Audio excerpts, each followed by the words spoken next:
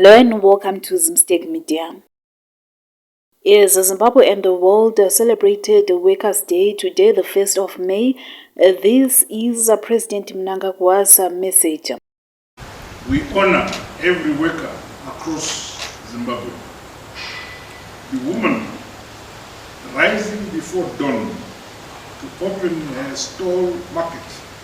The farmer who ensures that there is food on our tables, along with the miners who ensure the strength of our economy and supply of raw materials for industrialization.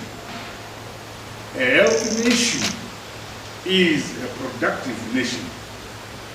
We pay tribute to our health workers who keep their eyes open throughout the night for the well-being of us all. For more stories, please do like and subscribe.